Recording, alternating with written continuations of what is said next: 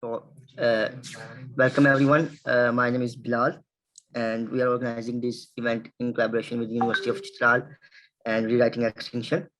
So, University of Chitral is one of the recent built universities in Chitral district of Khyber Pakhtunkhwa province, and it is going to act as a corridor for the students of Pakistan, Afghanistan, and other Central Asian states because of its vicinity to the Afghan border and especially the Wuhan corridor that connects the subcontinent with Central Asia. And the some general rules are as usual. Kindly keep your mics mute, and if you want to use your mic, kindly raise your hand so that we can unmute you. Otherwise, there is a lot of background noise, so we shall not allow you to unmute your mic. And secondly, I would like to introduce our speaker, Paul Goldinoff, founder of Rewriting Extinction. And yeah, he's also an Emmy Award producer. And Rewriting Extinction is especially a global charity project that is dedicated to protecting species on the brink of extinction by amplifying voices of environmentalists all over the globe. And they recently launched the most important comic book on earth, making Paul the one of the best persons. Yes, exactly. Yes. Tell us more about the topic. And over to you, Paul. Please tell us more about your fantastic work and especially at the Rewriting Extinction and how it is intended to affect the our youth, especially in the developing countries and around the globe. Thank you so much. Yeah, I mean, I think you've really quite well described what we're trying to do, which is at the moment, a lot of environmental messaging is quite science-based and quite worthy. And that makes it very hard for everybody to engage with it. So what we do is we take environmental messaging and we make it into stories, simple, emotional stories that tell people why they should care and when they care, what they can do. So to give you some quick ideas, as you were saying, we've just had our book published, which is called The Most Important Comic Book on Earth, which was just come out a couple of weeks ago. That's gone straight in as a #1 bestseller, which is fantastic.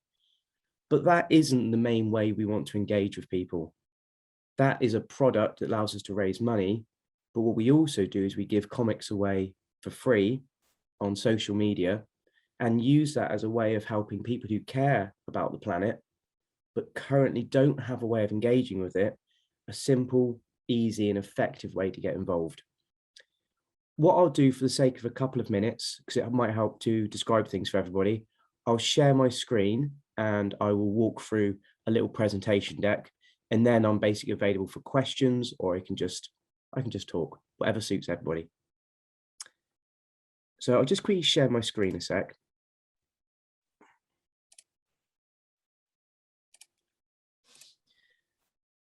So this is basically a presentation we give just to describe the project to people when we meet them.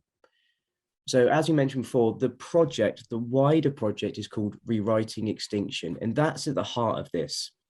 So extinction is often seen and presented as quite a fatalistic thing, something the average person can't affect. But that's actually not true. Actually, species extinction can quite often be something that the average person can immediately help with.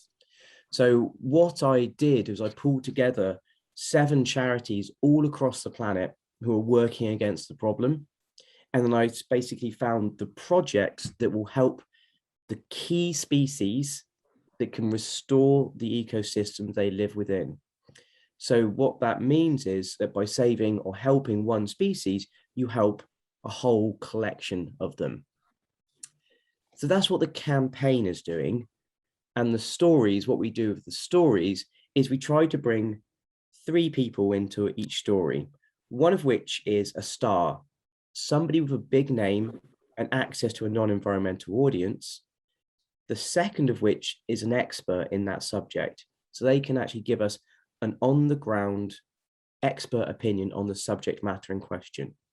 The third one is someone like me, basically, a storyteller, someone who could turn that message and that expertise into something that people can understand. So what I'll do for a very quick moment is I'll quickly show you the video, which hasn't been launched yet. So this is our video, which will be our public facing video to describe the project. So let me just quickly show you all that. Can everyone hear me okay before I start this? Yes, we can hear you. Super duper. So you're getting a sneak peek of something that's not public yet. My name's Jane Goodall. Hi there, I'm Tiger YCT. I'm Cara Delaby. Hi, I'm Karuchi Tran. We're here to tell you about a brilliant project that focuses on environmental solutions And not all the problems. I tell the people across the world exactly how they can help. through the medium of comics. Together, we are rewriting Extinction.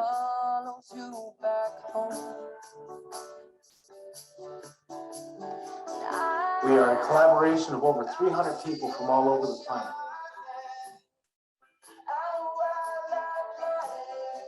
Scientists, artists, comedians, writers, and activists, all working towards one goal: to save as many species from extinction as is humanly possible. Forever. We've given ourselves 12 months to finally sort this out. To stop messing around at the edges and focus on 7 projects that will help restore the planet and undo the damage. If you're willing to join and support us, we can make this happen right now. We all agree on the plan. We all know what we have to do. So let's stop messing around and get it done. So you all got a bit of a sneak peek of the video that we haven't launched yet. That will be coming out in probably the next few weeks, which will be part of our public fundraising campaign. I'll very quickly scoot through the rest of this, and then we can do some questions. So as I mentioned at the top, oh, sorry. Is there a question? Or Yes, you can carry on. Okay, cool. You can carry on. As I said at the top of the introduction, what we do is we basically take the most important environmental messages on the planet and give them to people in a way they can simply, within seconds, understand it.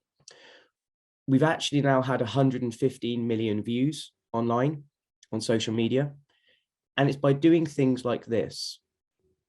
So these are the comics that we've made. There are a lot more, of course. There is 120, no, there's nearly 200 of them now, sorry. And I worked on this one, for example, which was all about orangutans and how they're facing extinction and the reasons why.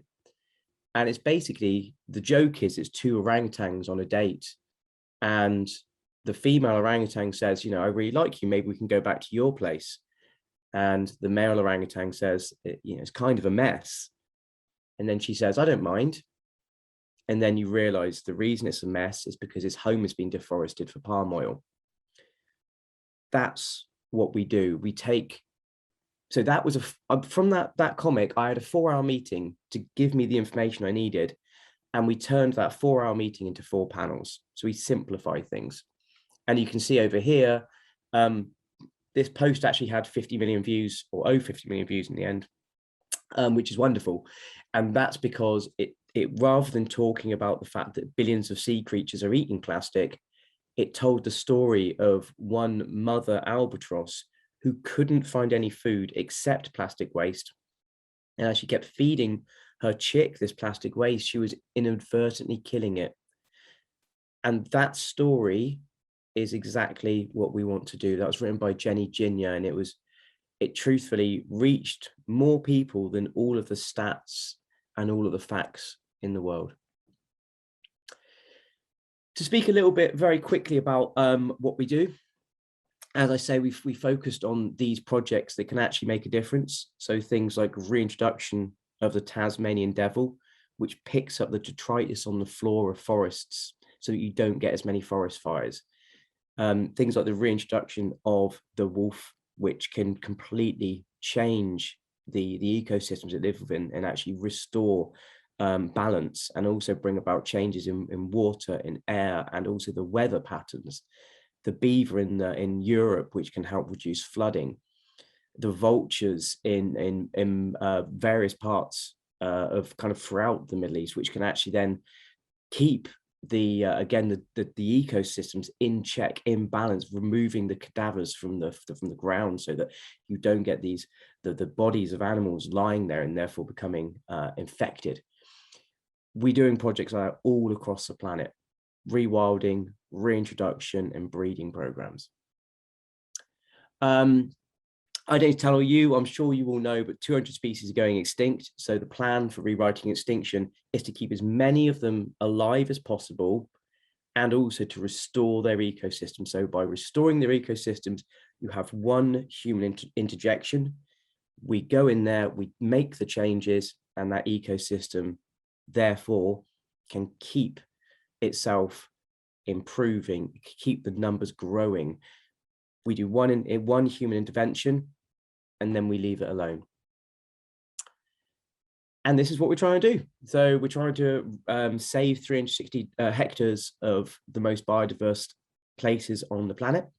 We're looking to save over 5,000 species from extinction, and we're also looking to reintroduce a whole range of animals, as I say. And here you can see one of our comics with a few stars from Britain, like Ian McKellen, Patrick Stewart, Dominic Monaghan, Chris Packham, and Megan McCubbin, sorry. And what we do is we found that the celebrities give us access to an audience who would not normally listen. I can see a few people have raised their hands. There are questions now that people want me to answer. We should keep question answer section at the end. No problems. Okie dokie. I will just quickly go through the rest of this, and then I'll make myself available for questions.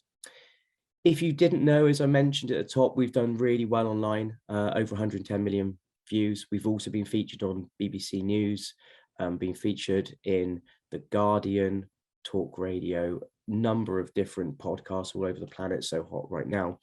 Also been on radio. We're continually basically finding that our messages are reaching a different audience.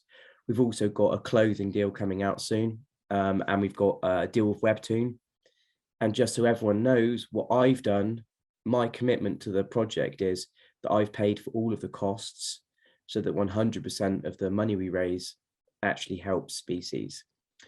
And also those messages don't get through to just people who can donate, because that is one part of it, but also people who can make changes themselves. And I think that's probably enough talking from me. I will very quickly just show you some of the people involved though. So here are some of our stars. What we tried to do was reach a global audience. This isn't all of the stars, but this is a collection of them. And here are some of our experts. And again, we tried to find people who are undercover reporters, investigative journalists, activists, leaders of charities, people who have given their time and lives to improving the planet, and also those who are on the front line of the effects. So we combine the audience and the reach of a celebrity with the integrity, the credibility, and the expertise of these group of people, and then we add them to some of the best storytellers on the planet. So comic writers, TV stars, writers, directors, producers, all of whom can take those environmental messages and make them really palatable and engaging for a really wide and time-poor audience. And that is just some of the people involved. I was updating this map for some time, and then I realized it was getting too busy, so I stopped. But it gives you an idea of what I was trying to do when pulling together a global list of people. Right, so I'll stop sharing now. And if people do have questions, please just ask away. Okay, thank you so much, Paul, for the beautiful presentation. Okay, so I am going to just unmute some people that have raised their hands.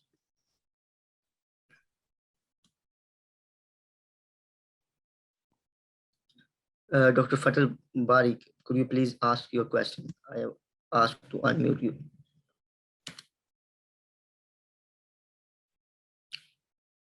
Dr. Barik, can you hear me, please?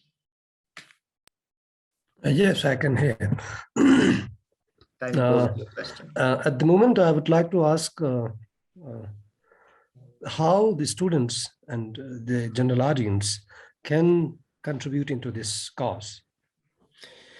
Absolutely. So what we try and do with each comic we make is we try to specifically say what people can do. So for example, the things that the students, everyone on this call can do changes based upon the issue we're raising. So for example, when we talk about plastics and waste, we have 8 different stories on it. And that is things from how you can remove single-use plastics from your life. Also, you can go and visit the local businesses and schools and places and ask them to reduce their single-use plastic. Other things may be around rewilding, which if somebody has some land near them, we try and give advice about how they can actually make that land be more prosperous and biodiverse.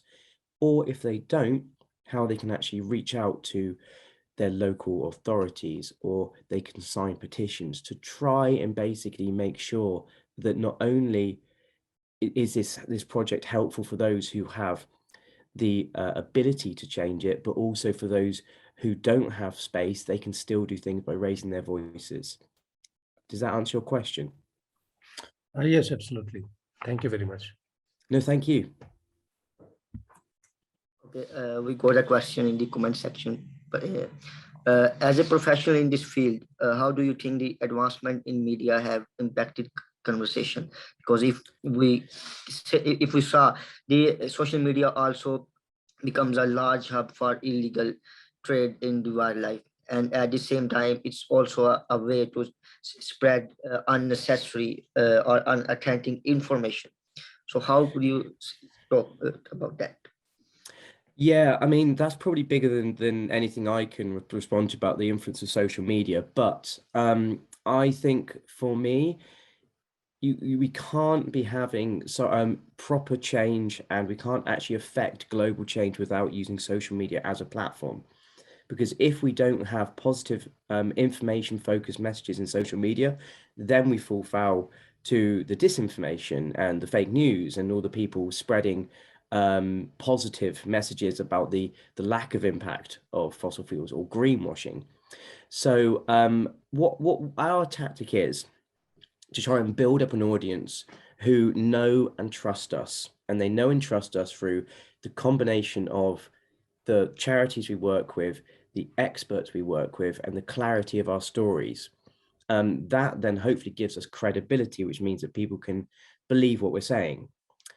To the point about social media being a place for illegal wildlife trade, it's awful. And if people aren't aware, the illegal wildlife trade is worth about 1 trillion a year. So we have featured stories by people like John Scanlon, who's working against the illegal wildlife trade.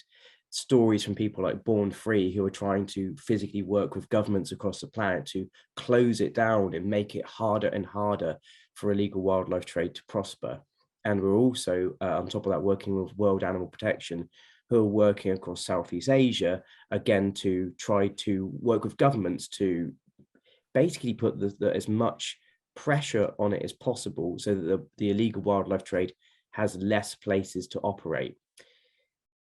I don't know that I can personally speak to the impact that these things have, because my role is basically the writer-producer. But what we're trying to do is raise up the audience awareness of these matters. And by doing so, by making it a very publicly aware thing, by getting people across the planet to care, hopefully we're accelerating the change. Hopefully I might have answered your question. Yes, that's a perfect answer. Thank you, Paul. Dr. Sangam, if you can hear us, please unmute yourself.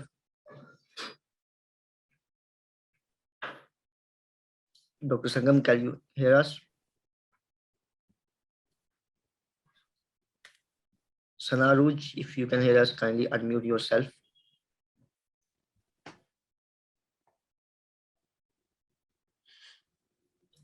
Okay, we got one in the personal chat. She asked that what about the developing countries where people are not aware about the use of comics so much?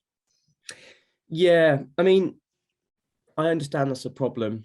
hopefully people can understand that Rewriting Extinction is the name of the campaign, but for the most part, it's me. I'm the only full-time resource on it, so there's only a certain amount that I can do. It is something I'm very aware of, that places that don't have social media or can't afford to buy the book won't be reached. But my hope is that, if nothing else, as a medium for educating, it can be used and picked up.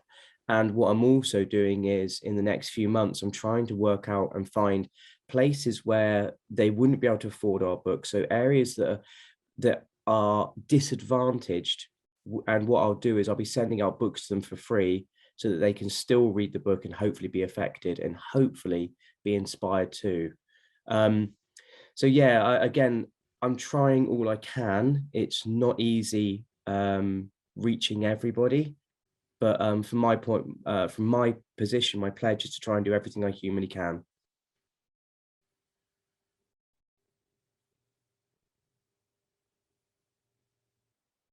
Don't know if there's any more questions. I think something might have popped up in the chat window that I'm not looking at. Okay, so what is the best possible way of talking with the literate people who do not believe environmental issues or conservation of animals?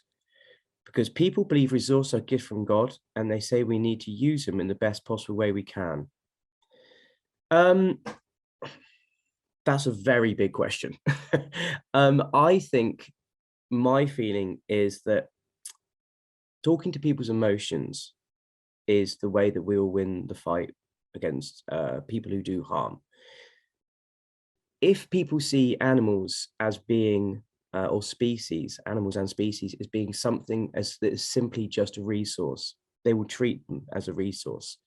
However, if people can recognize that animals have their own thoughts, their own feelings, their own lives, their own desires, and actually can start to appreciate the beauty in animal, and also how intrinsically their lives are linked with our own, then hopefully that can reduce the suffering that animals go through and can make us all a bit kinder and all a bit more forgiving and understanding. Yes, exactly. Oh, okay.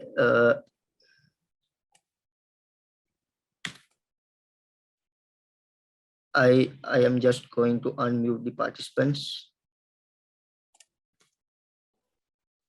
So if anybody has any question, he or she can simply unmute themselves.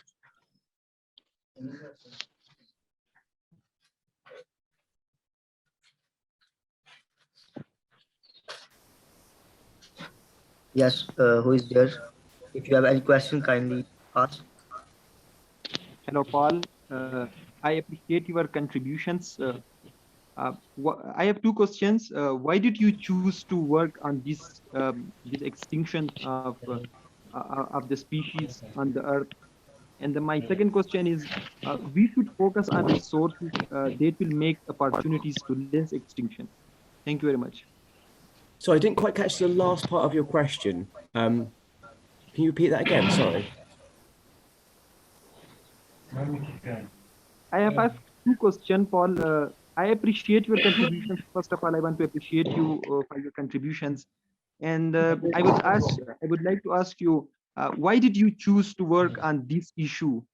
Because nobody talks on these types of issues that our planet is having. And my second question is, we should focus on the resources that will make opportunities to less extinction. So, yeah, so why I focused on extinction and species was because I looked at environmentalism as a big picture, and you have climate collapse, which is obviously global weather patterns caused often by carbon and fossil fuels, and then you have the biodiversity crisis. And it's quite difficult for the average person to affect climate because it is so systemic. It is so driven by big business, governments, and the systemic way that countries are run.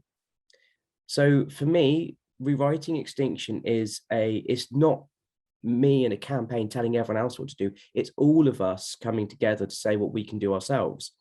So I didn't want to focus on the climate because that isn't something that all of us can greatly affect. However, biodiversity, we can all plant trees, we can all grow pollinating plants, we can all try to reduce certain harmful behaviors, we can also help the biodiversity around us. So even if you have no money and no ability to be able to actually help a charity, you can do things in your own areas, your own communities, and you can actually help save species from extinction.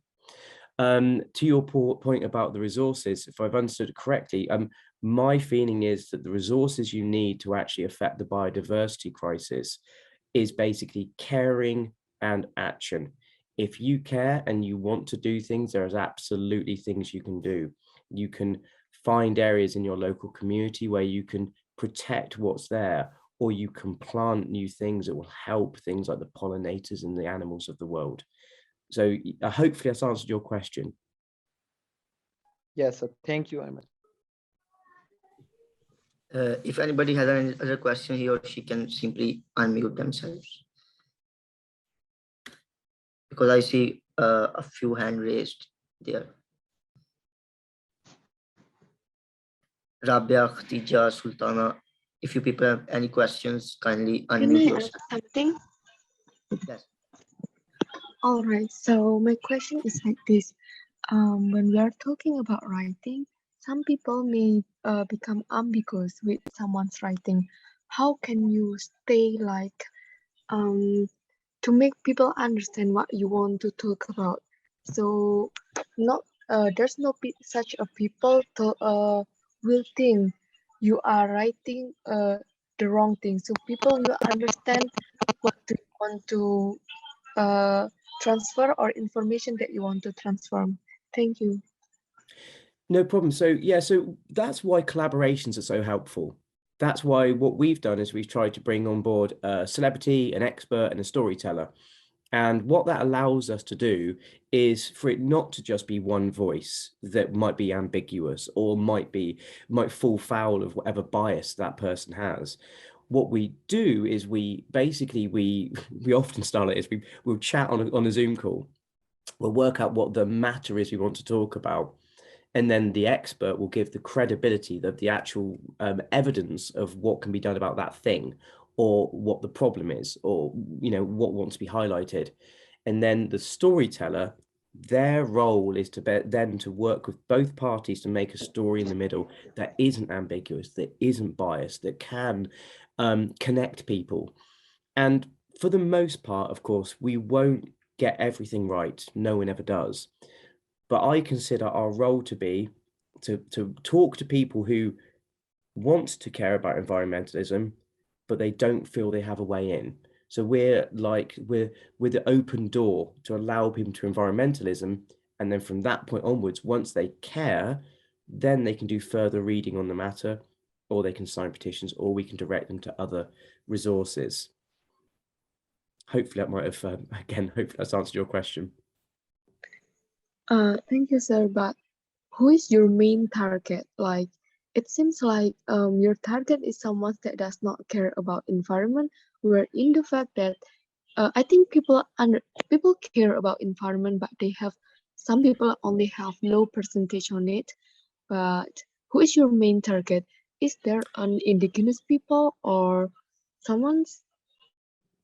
Yeah, so I wouldn't say that we divided our target audience by their background, their location, their age, their gender, nothing like that.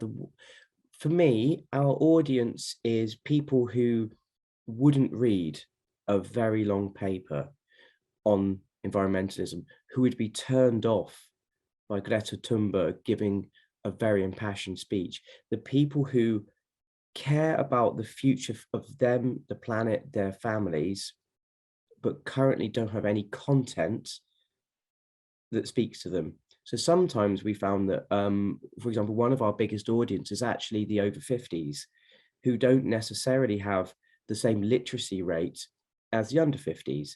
They don't connect with factual information in the same way that a younger audience do, but they'll connect with a comic because it has a much lower literacy rate. It doesn't need the same command and experience. So we find we connect with them quite well. we also find that we've connected very well with people who use visual stimulus to learn as opposed to textual stimulus. So to your point, it can be indigenous communities, it can be disadvantaged communities, but it can just as easily be millionaires and billionaires who are very time poor, who just want something very quick to read. That, for me, is our audience, which is the people who need things to be simple, emotive, and basically to know what they can do.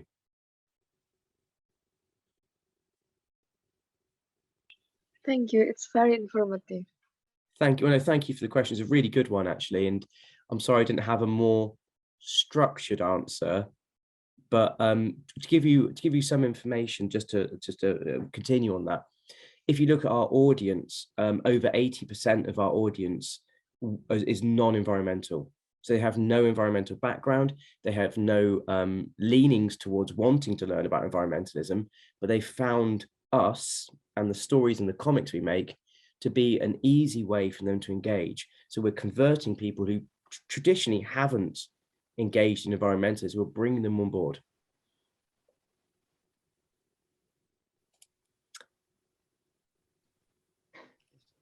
That's quite a good answer. We also got a question like from someone, he or she didn't mention his or her name.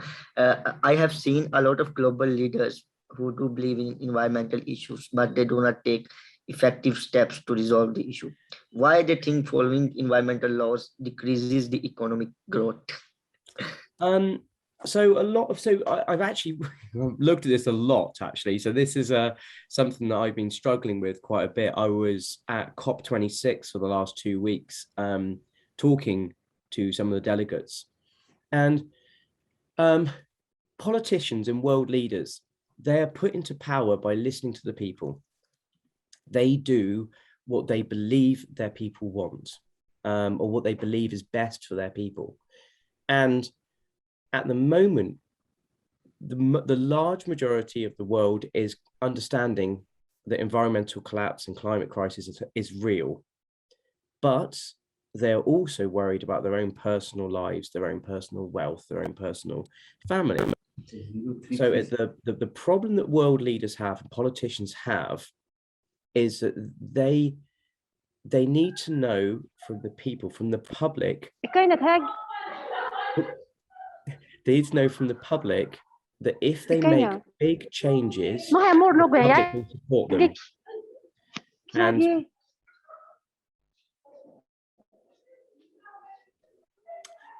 and that is what drives some of the lack of movement from global leaders.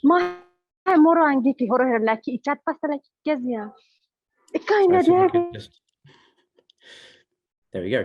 Okay, so that for me is one of the big problems, that the world leaders and the politicians are scared. They're scared if they make these big changes that might mean a small economic drop in the short term might affect their ability to govern or be kept in positions of power.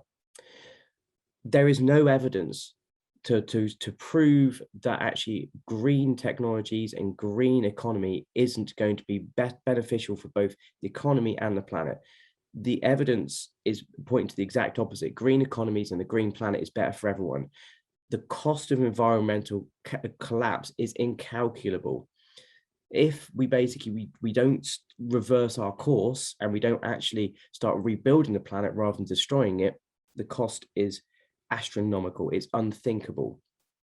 But what the world leaders need is they need their population, their citizens, to rise up and say, if you make the changes we need, we will support you.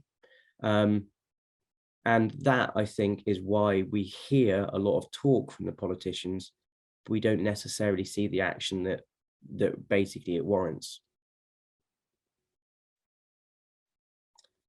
Do we have another question? One of the questions that I want to ask personally is that Rewriting Extinction is that looks one of the amazing books that I have ever seen with such a unique purpose and such a unique goal. But unfortunately, especially in the developing countries, either the students did not have that much money, that like 20 euros, they are equal to students monthly, I think, pocket money or some of their monthly expenses. So how students from the developing countries can download your book? Is there any access to that? Because Amazon is not available in some of the developing countries, including Pakistan, and in fact PayPal and other charity services were also not available. So could you come up with any kind of solution that could tackle this problem? Yeah, so I am trying. So what I can do specifically for some of the people on the calls, I can send some books out as gifts, say thank you for attending and listening. That's obviously a short-term solution. I don't physically have enough books to send out to everybody, of course. But we are using social media to give the comics inside the book away for free. So anyone who has social media, if you go to look for Rewriting Extinction and add us there, we give it away for free to everybody. And that's our way of trying to get access to people who can't afford the book. And as I say, for my part, to say thank you to you, I will make sure that you guys get some books as well to hand out and distribute. Yes, I shall share the link for your Rewriting Extinction Instagram in the group. Okay, so we have some, we have some other questions. I think Dr. Atif, please have some words. Dr. Atif, can you hear me?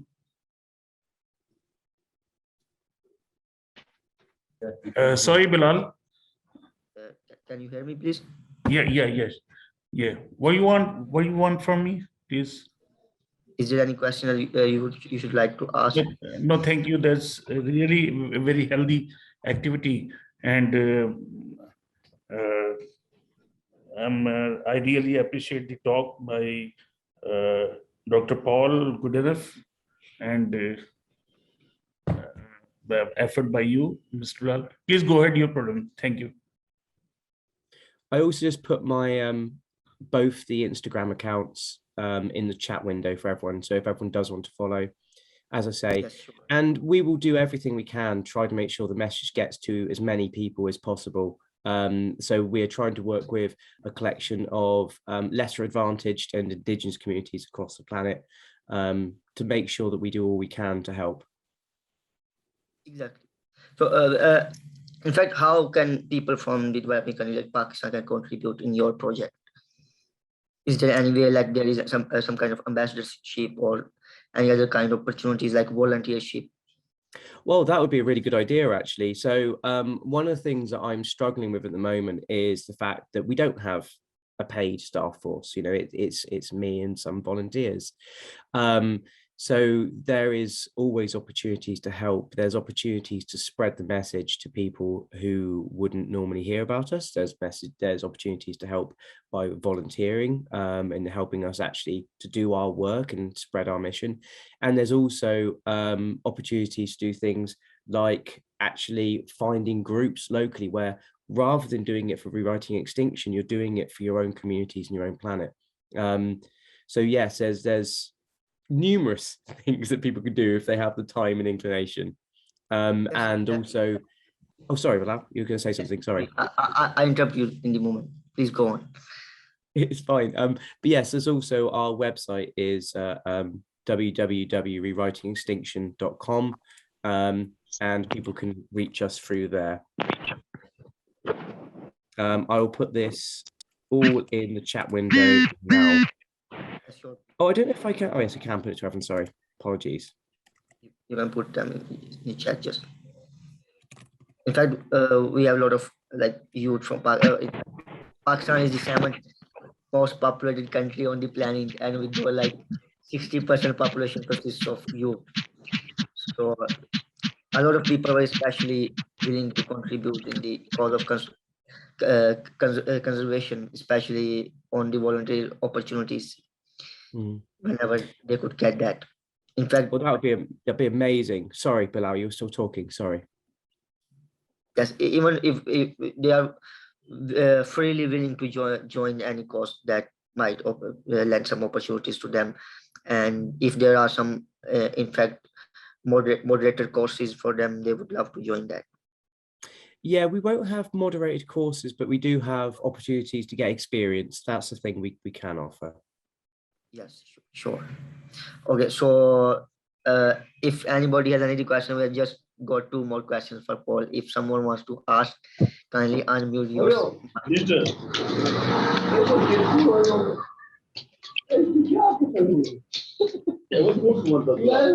Well, can you hear me? Yes, I can Absolutely, yeah. hear you. Please, Dr. Zahad, we can hear you. I want to ask a question Yes. to Mr. Paul, that we are successful in breeding of our endangered species in Pakistan, but we are facing some issues for rehabilitation of these species which we have successfully bred in captivity in our breeding farms.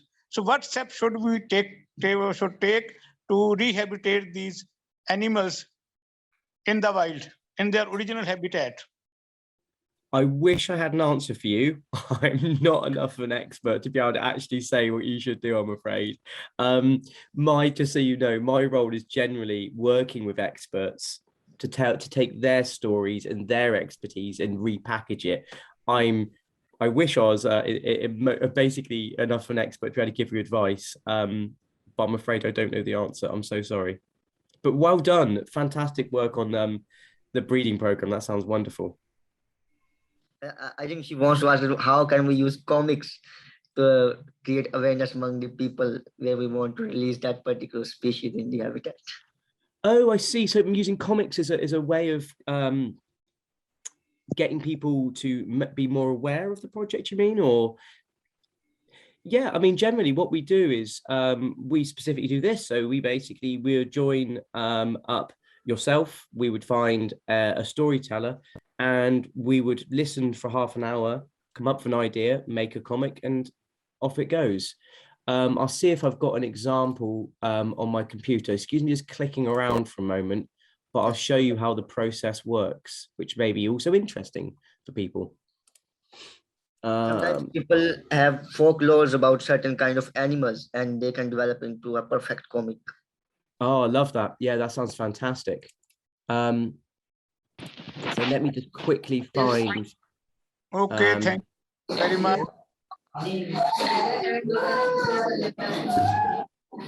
Let me find a comic and I'll show you how the process works.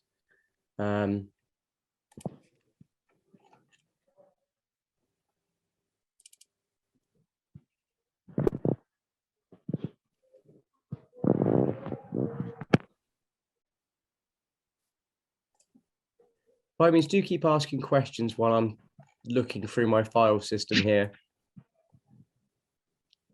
Yeah, so if anybody has any questions, then kindly ask for. But we got, I think, one in chat. How can we specifically target rich people? Because I believe these are the people who are 90% of the time responsible for environmental issues and related problems.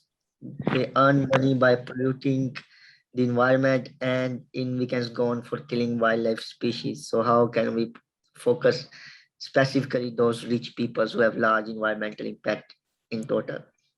I have a very definite answer for that. Generally, working with the groups and the people and their friends and their peers. So part of our plan was actually to work with celebrity stars and businesses as a way of informing and educating them so they could do better things.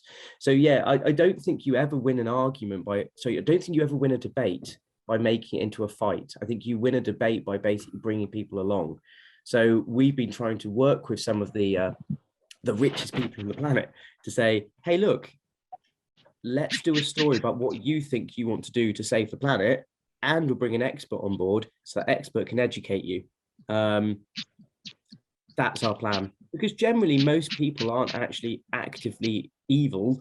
I've found most people think they're doing the right thing, but inevitably they're not. So if they can get educated, they can do better work. That's what we've done.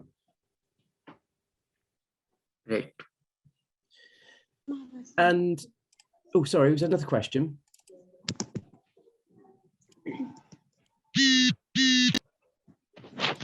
Someone's getting a message. I think that mic is on. Muhammad Atif, if you could please just mute yourself.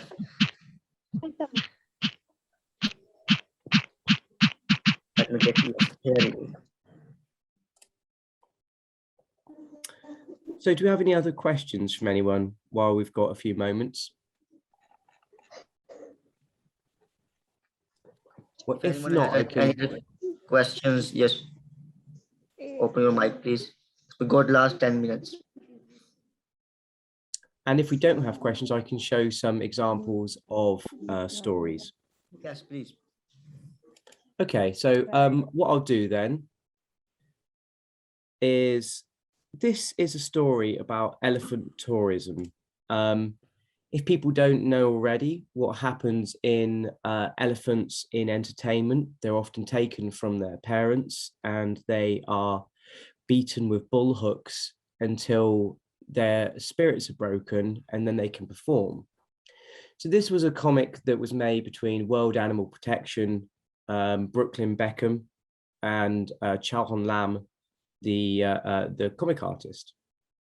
So what we did here, Brooklyn wanted to talk and to say about how sad it makes him that these elephants, these gentle, beautiful creatures, go through such pain for our entertainment, and yet still they seem to love us.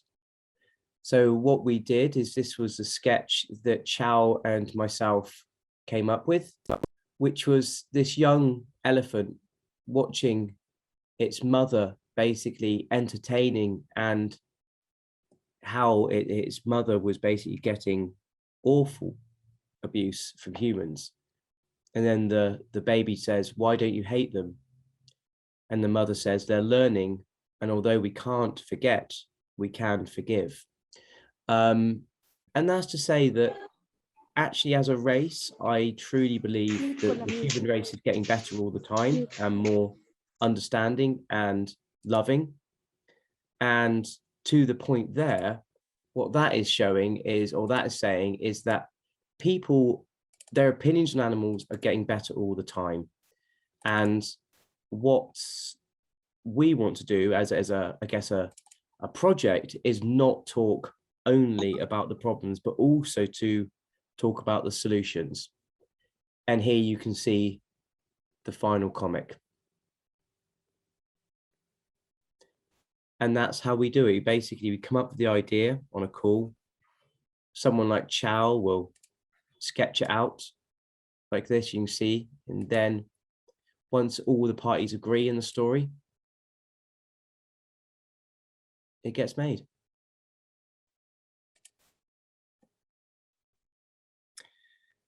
So that was just one example. I've got many more, but I'm also keen to try and make sure that I actually have some value for everyone on the call. So if anyone does have any questions or anything I can help with, please just ask. Sir, excuse me, I want to ask, I just see that comic is so interesting. How can someone just send their creativity to the rewriting acting? What is that the name? Can anyone just send it, or there's some procedure that someone need to fulfill to be part of the to making comic like that? Thank you. No, anyone can make comics with us. We welcome and encourage everyone to do it. So if you're interested in making a comic with us, just drop us a message on social media, or Bilal can possibly put us in touch.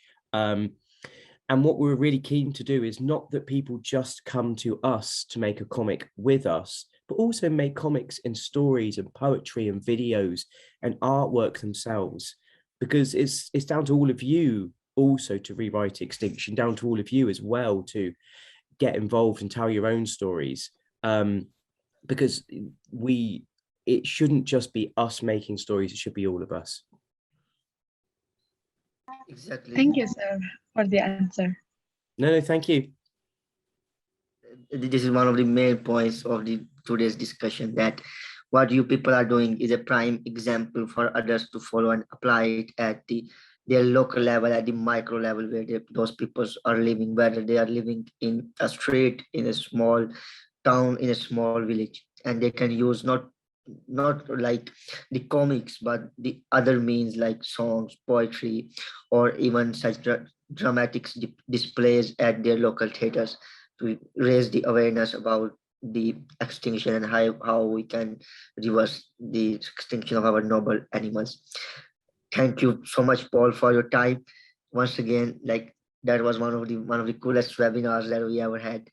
And thank you all the participants for joining. We got like around 85 participants from all of Pakistan. Some of them were even from Uganda and Kenya and some other countries, even from Indonesia.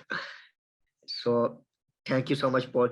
And one last image with all people, if you could just like rewriting extinction in front of that, I can take a picture or a screenshot. I'll do a little heart shake for you as well. Okay, sure. And I'm just going to take this screenshot. And here we go. And if you could also just make like with the rewriting extinction book, so I could also take that. Sure, no worries. Okay, so just give me a moment, please. And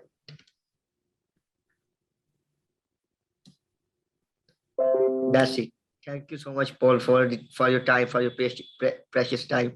I hope that COP goes well for you and for all of the people around the globe, and hope we can rewrite the extinction, reverse the extinction of the noble species. Thank you, and thank you to every single one of you, and obviously a massive thank you to you, Bilal, for reaching out to me in the first place. It's honestly, it's heartening, and it makes me so proud and happy and honored that so many people listened. So thank you to all of you. Thank you so much, Paul, once again. Take care. Bye everyone. Goodbye. Goodbye. Thank you, sir. Thank you. Bye.